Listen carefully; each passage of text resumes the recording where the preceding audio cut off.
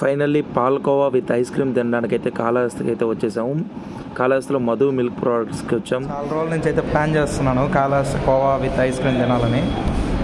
ఇట్లా అయితే ఉంది, మన హోటల్ బాయ్ ఉండి ఏదో టెస్ట్ చేస్తున్నాడు. దాంట్లో పొద్దున్నే బేవర్స్ గాళ్ళు ఎక్కువైపోయారు.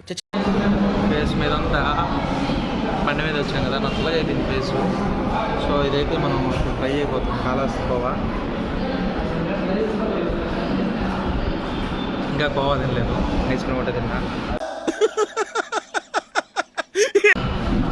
కోవా ఐస్ క్రీమ్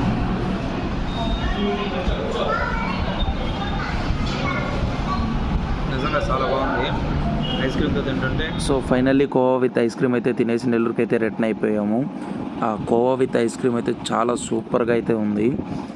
ఇటువంటి మరిన్ని వీడియోస్ కోసం subscribe to my channel Akhil Sharma vlogs. Thank you.